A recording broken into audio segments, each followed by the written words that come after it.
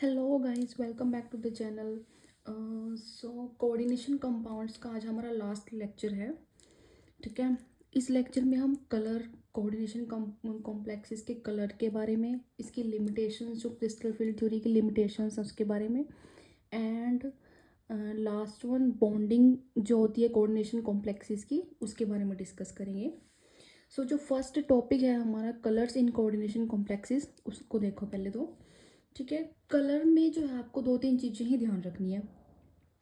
Firstly, colour आता कैसे है कॉम्प्लेक्सेस के अंदर, किन कॉम्प्लेक्सेस के अंदर कलर शो होगा, किन के अंदर नहीं होगा, एंड ठीक है रीज़न क्या है behind that colour in the coordination complexes. ठीक है। और कुछ मतलब एक इसमें एक चीज़ होती है कि जो कॉम्प्लेक्सेस जो कलर ऑब्जर्व करता है ना, उसका कॉम्प्लीमेंट्री कलर वो शो करता है। ठीक है। तो वो क्या चीज़ है, ठीक है, उसके पीछे क्या रीज़न है। ये चीज़ें मिलनी डिस्कस करेंगे हम कलर इन कोऑर्डिनेशन कॉम्प्लेक्सेस के अंदर। अभी देखो, ट्रांजिशन मेटल एटम और ions with one or more unpaired electrons and their complexes exhibit colour both in their solid and in solution states. ठीक है। जो ट्रांजिशन मेटल एटम्स होते हैं या आयंस होते हैं, जिनके अंदर एक या उससे ज़्यादा अनपेड इलेक्ट्रॉन्स होते हैं ना, वही कलर एग्जिबिट करते हैं सॉलिड या सॉल्यूशन स्टेट के अंदर। ठीक है। जिन कॉम्प्लेक्सेस के अंदर अनपेड इलेक्ट्रॉन्स प्रेजेंट होते हैं, सिर्फ वही कलर शो करते हैं। जिनके अंदर अनपेड इलेक्ट्रॉन्स प्रेजेंट नहीं होते, वो कलर शो नहीं करते। उसके पीछे क्या रीज़न है, अभी हम आगे देखेंगे।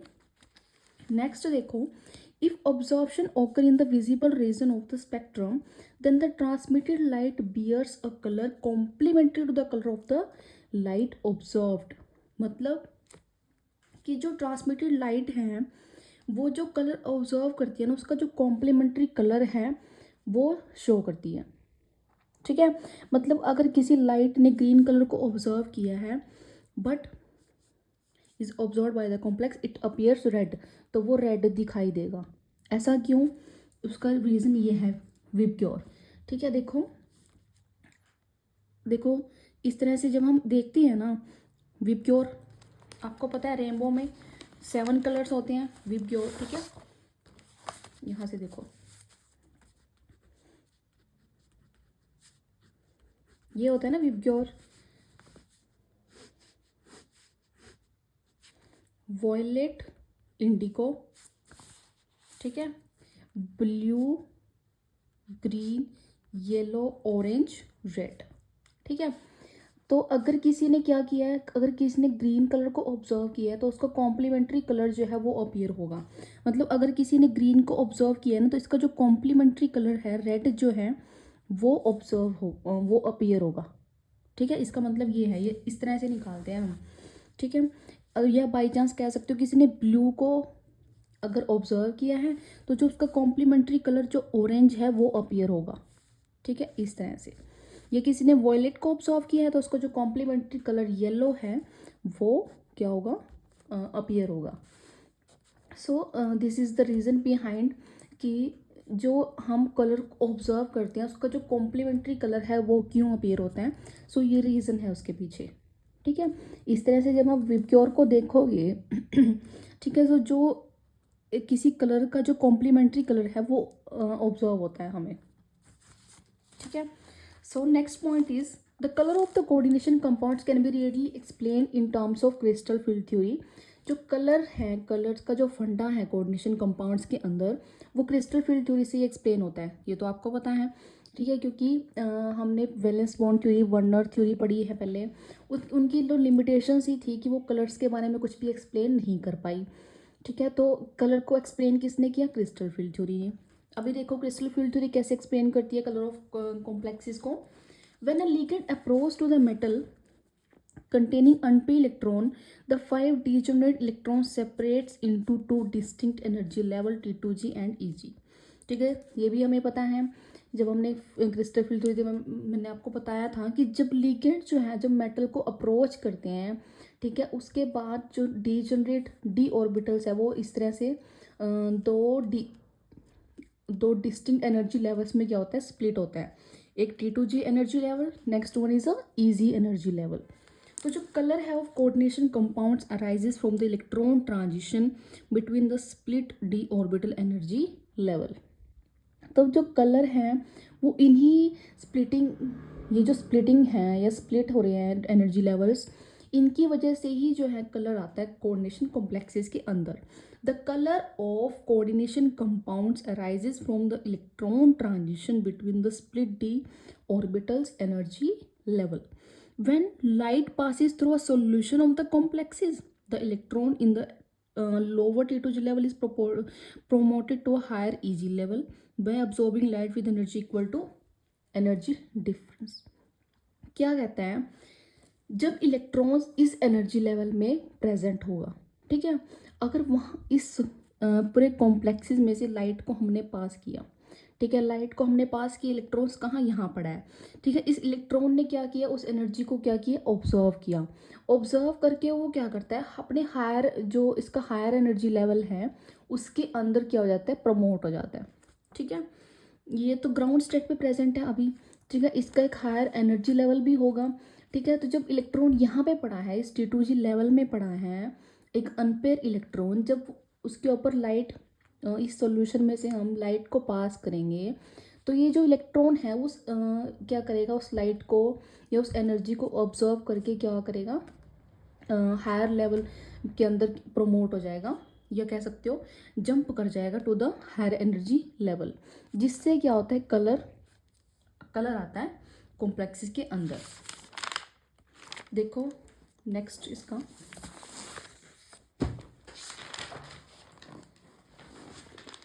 फॉर एग्जाम्पल, एक एग्जाम्पल करते हैं हम इसका भी।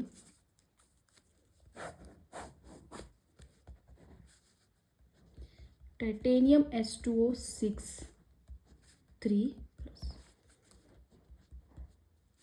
मतलब यहाँ पे जो टाइटेनियम है वो किस ऑक्सीडेशन स्टेट में प्रेजेंट है, 3+ ऑक्सीडेशन स्टेट में प्रेजेंट है। तो इसकी इलेक्ट्रॉनिक कॉन्फ़िगरेशन क्या होगी, D1। ठीक है, अभी देखो इस तरह से स्प्लिटिंग होती है लेवल्स की। ये क्या है, T2G, ये क्या है, EG, ये तो है ग्राउंड स्टेट में।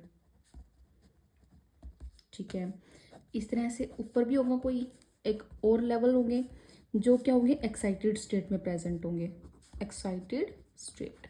तो अभी जो हमारा ये इलेक्ट्रॉन है, ये जो टाइटेनियम 3+ का जो इलेक्ट्रॉन है D1, ये इसमें प्रेजेंट है। ठीक है, ठीक है, अभी हमने क्या किया, इस कॉम्प्लेक्स के अंदर से क्या किया, एनर्जी को पास किया, इसको क्या किया, एनर्जी को पास किया, इसने क्या किया, इस लाइट को ऑब्जर्व कर लिया। जब इसने इस लाइट को ऑब्जर्व किया तो ये क्या करेगा, ग्राउंड स्टेट से एक्साइटेड स्टेट में प्रमोट हो जाएगा, मतलब ये यहाँ से यहाँ चला जाएगा, T2G से कहाँ चला गया, वो EG में चला गया। ठीक है, तो यहाँ से क्या हम क्या कहते हैं कि ये जो कॉम्प्लेक्स है ये वॉयलेट कलर शो करता है, वॉयलेट कलर का कॉम्प्लेक्स है ये। ठीक है, ऐसा क्यों, it is due to a single electron present in T2G level in ground state of the complex. क्योंकि जब ये सिंगल इलेक्ट्रॉन जो है प्रेजेंट होता है किसमें, ground state of the complex में, the next higher state available for the electron in the empty EG level. ठीक है, जब ये T2G में इलेक्ट्रॉन प्रेजेंट है, ठीक है, ग्राउंड स्टेट के अंदर, उसके साथ ही हमारे पास EG में जो है क्या है, यहाँ पे एक्साइटेड स्टेट में जो EG है वो एम्प्टी है। ठीक है, तो ये इलेक्ट्रॉन यहाँ से यहाँ पे क्या सकता है, प्रमोट हो सकता है, जा सकता है। Then the light is absorb by the complex. ठीक है, जब इस कॉम्प्लेक्स ने लाइट को ऑब्जर्व किया, it would excite the electron from T2G level to EG level. तो यहाँ से T2G से EG लेवल में क्या होगी, एक्साइटेशन होगी किसकी, इलेक्ट्रॉन्स की। जो इलेक्ट्रॉन है वो ग्राउंड स्टेट से कहाँ चला गया, एक्साइटेड स्टेट में चला गया। ठीक है, सो जब इसने जिस कलर की लाइट को ऑब्जर्व किया था, ये क्या करेगा, उससे कॉम्प्लीमेंट्री कलर जो होगा उसको क्या करेगा, अपीयर करेगा। सपोज अगर इसने ब्लू कलर की लाइट को ऑब्जर्व किया है तो ये इसका कॉम्प्लीमेंट्री कलर क्या होगा, ऑरेंज कलर की लाइट को ये क्या करेगा, अपीयर करेगा। या इसने रेड कलर की लाइट को अगर ऑब्जर्व किया है तो ये ग्रीन कलर की लाइट को क्या करेगा, अपीयर करेगा। ठीक है, सो ये होता है कलर का फंडा।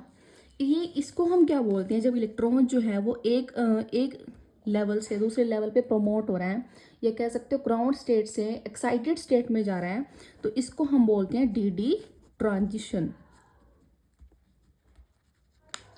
ठीक है।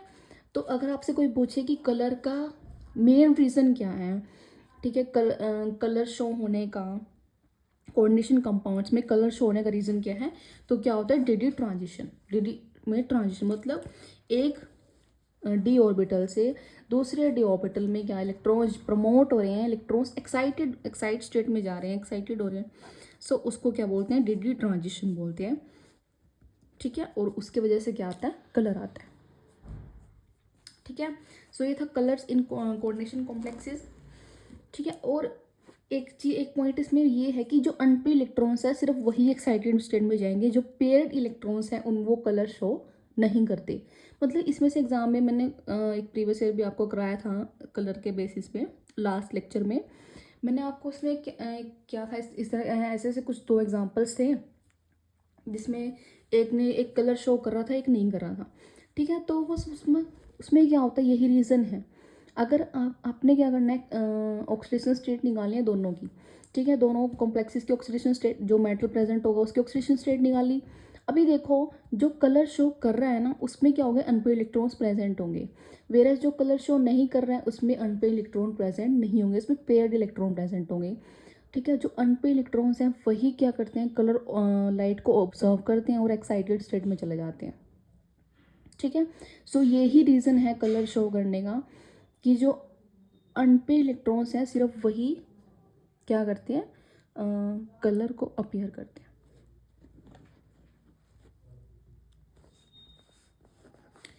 नेक्स्ट क्या है, कलर ऑफ जेमस्टोन्स। अभी देखो the colour of gemstones like ruby and emerald is due to the transition of electron within the d orbital of the transition metal ions. Ruby is pink to blood red colored gemstone of aluminium oxide. Emerald is a green variety of blood. The green color of emerald is due to the presence of chromium 3+ ions. ठीक है। ये आपकी book में दिया हुआ था कि GeM stones का कलर कैसे आता है, तो इसको आप यहाँ से ऐसे लर्न कर सकते हो। नेक्स्ट नोट इसमें यही है कि in the absence of ligand crystal field splitting does not occur and the substance remains colourless. ठीक है। एक तो ये चीज़ है कि लिगेंड की एब्सेंस में जो है कलर शो नहीं होता, क्योंकि अगर लिगेंड ही प्रेजेंट नहीं होंगे, क्रिस्टल फील्ड स्प्लिटिंग नहीं होगी, तो सब्सटेंस क्या होगा, कलरलेस होगा। या फिर कह सकते हो जो अगर अनपेड इलेक्ट्रॉन प्रेजेंट नहीं है तब भी क्या होगा, कलरलेस होगा।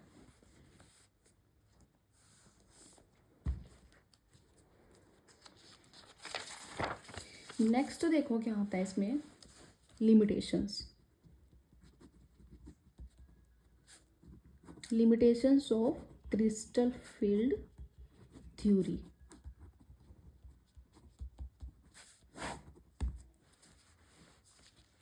ठीक है। ज़्यादा लिमिटेशंस नहीं है क्रिस्टल फील्ड थ्योरी की, दो ही लिमिटेशंस होती हैं।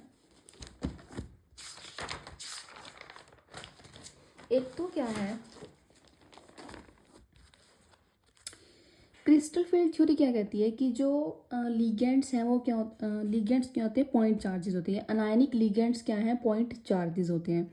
तो इस बात के बेसिस पे तो क्या होना चाहिए, जो अनायनिक लिगेंड्स है वो स्ट्रॉन्ग फील्ड लिगेंड्स होने चाहिए। ठीक है।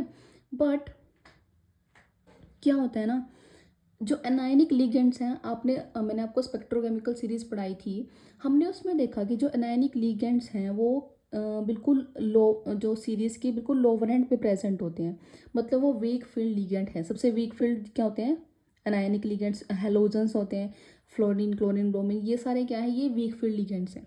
ठीक है। तो एक तो लिमिटेशंस यही होगी कि क्रिस्टल फील्ड थ्योरी ने क्या कहा कि जो अनायनिक लिगेंड है वो पॉइंट चार्जेस हैं। ठीक है। तो अनायनिक लिगेंड्स क्या as a strong field ligands act करने चाहिए, या फिर वो उनका जो स्प्लिटिंग इफेक्ट है वो ज़्यादा होना चाहिए। बट अनायनिक लिगेंड्स जो हैं वो स्पेक्ट्रोकेमिकल सीरीज़ के लोअर एंड पे प्रेजेंट होते हैं, वो वीक फील्ड लिगेंड है rather than strong field ligands. Next है, it does not take into account the covalent character bonding between ligands and central metal atom. ठीक है।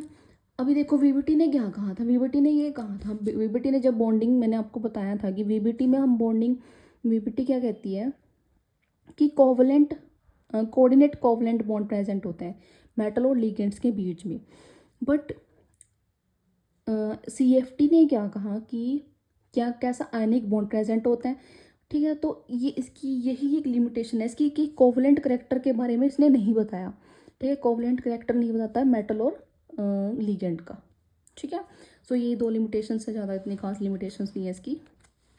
Next हमारा जो लास्ट टॉपिक है इस चैप्टर का, बॉन्डिंग इन मेटल कार्बोनिल। ठीक है, बॉन्डिंग देखो मेटल कार्बोनिल्स में कैसी होती है। The homoleptic carbonyls are formed by the most of the transition metals. These carbonyl have simple structures.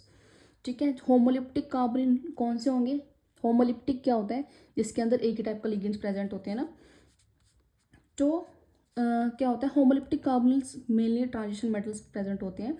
These carbonyls have simple structure.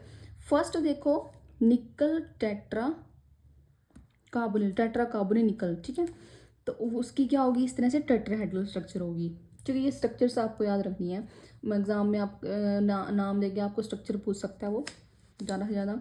अगर ऐसे पेंटा कार्बोनिल आयरन आया तो उसकी स्ट्रक्चर होती है टीबी पे ट्रायगोनल बायोपिरामिडल, तो वो इस तरह से बनती है। ठीक है,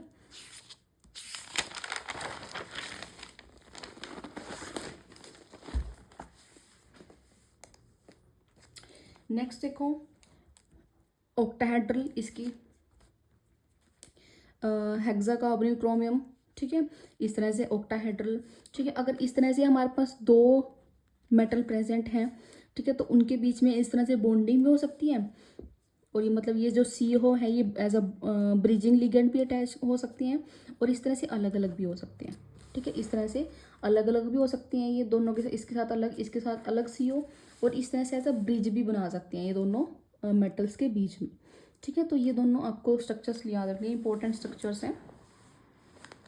नेक्स्ट देखो अभी क्या होता है, मेटल और लिगेंड के बीच में हम बॉन्डिंग पढ़ रहे हैं, किस तरह की मेटल और लिगेंड में बॉन्डिंग कैसे होती है।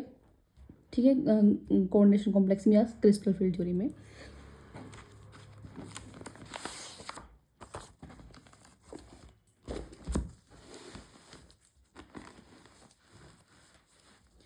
देखो जैसे ये मेटल है, ठीक है, और यहाँ पे क्या लगा हुआ है, कार्बोनिल लगे हुए हैं। ये क्या है, मेटल के ऑर्बिटल्स। ठीक है, ये कार्बोनिल एज अ लिगेंड लगा हुआ है। ठीक है, तो कार्बोनिल जब एज अ लिगेंड एक्ट करेगा तो लिगेंड पे, लिगेंड क्या करता है, अपने इलेक्ट्रॉन्स मेटल को देता है। ठीक है, तो यहाँ पे इस पे क्या होंगे, इलेक्ट्रॉन्स प्रेजेंट होंगे। ये क्या करेगा, मेटल को इलेक्ट्रॉन डोनेट करेगा।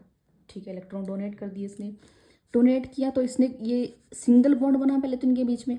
ठीक है, मेटल और लिगेंड के बीच में क्या बना, भी सिंगल बॉन्ड बना, तो सिंगल बॉन्ड को हम क्या बोलते हैं, सिग्मा बॉन्ड। ठीक है, अभी जब इसके अंदर इलेक्ट्रॉन्स आ गए, इस इन ऑर्बिटल्स में इलेक्ट्रॉन्स आ गए, ठीक है, तो ये इलेक्ट्रॉन, ये क्या हो गए, ऑर्बिटल फील्ड हो गए मेटल के। ठीक है, मेटल के फील्ड हो गए और इसके एम्प्टी हो गए। पहले तो क्या था कि मेटल के पास एम्प्टी ऑर्बिटल थे, लिगेंड्स के ऑर्बिटल में क्या थे, इलेक्ट्रॉन्स थे।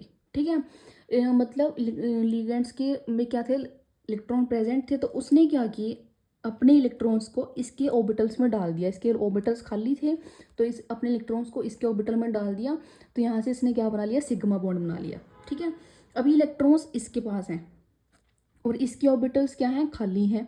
जब इसके ऑर्बिटल्स खाली हो गए और इस पे इलेक्ट्रॉन्स आ गए, ठीक है, तो वापस इसने क्या किया, मेटल ने अपने इलेक्ट्रॉन्स को इसके ऑर्बिटल्स में डाल दिया, तो यहाँ से इसने क्या बना लिया, पाई बॉन्ड।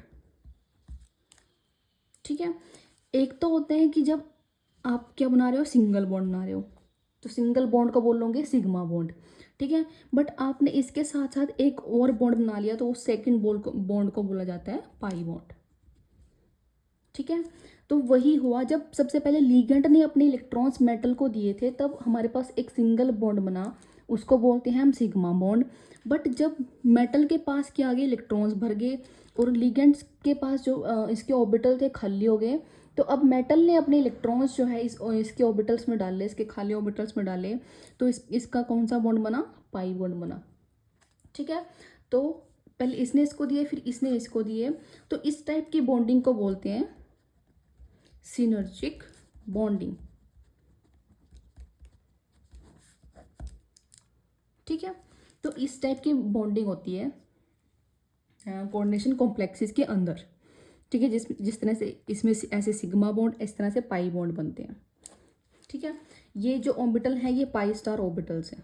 ठीक है, मतलब यहाँ से जो पाई इलेक्ट्रॉन्स हैं वो जाएंगे इन ऑर्बिटल्स के अंदर, ये खाली पड़े हैं।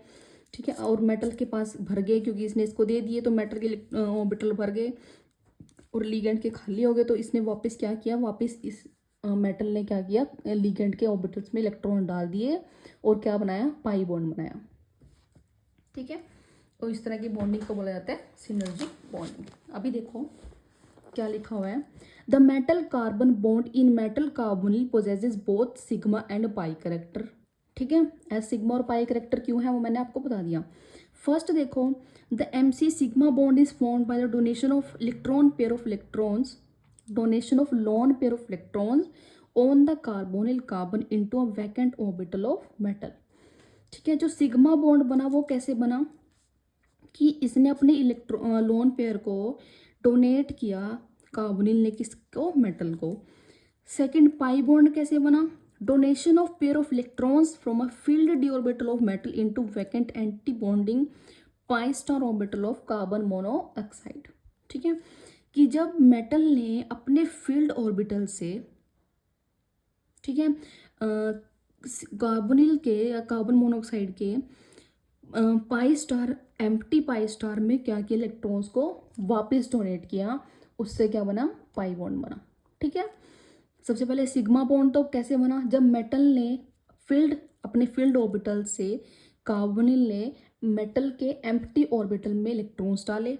ठीक है, पाई बॉन्ड कैसे बना, जब मेटल के फील्ड ऑर्बिटल से लिगेंड कार्बोनिल या कार्बन मोनोऑक्साइड के पाई स्टार ऑर्बिटल्स के अंदर इलेक्ट्रॉन्स ने दोबारा डोनेट किए, तो उससे कैसे क्या बना, पाई बॉन्ड बना। ठीक है, तो इस तरह से ये दो बॉन्ड बनते हैं, sigma bond and pi bond. So metal to ligand bonding creates a synergic effect which strengthens the bond between CO and metal। ठीक है, तो ये जो इफेक्ट आता है मेटल और लिगेंड की बॉन्डिंग से, इससे क्या होता है, जो मेटल और लिगेंड का जो बॉन्ड है वो क्या होता है, स्ट्रॉन्ग होता है, स्ट्रेंथन अप हो जाता है। ठीक है, इस टाइप की सिनर्जिक बॉन्डिंग बोला जाता है।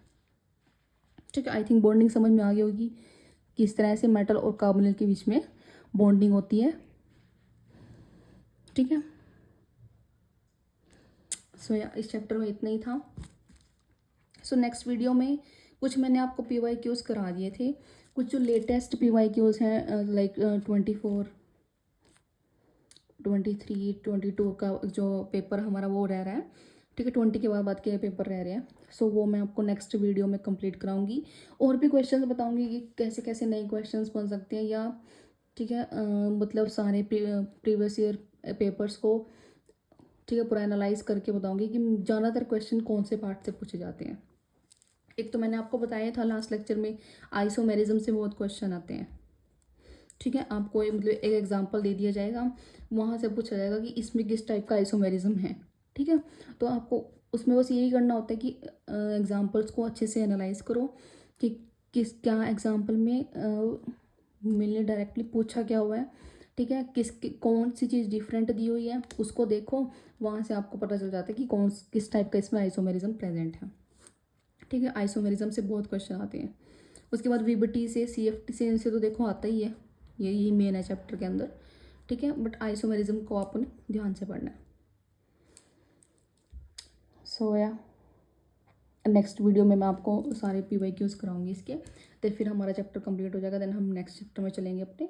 सो या stay tune for upcoming videos, thank you so much.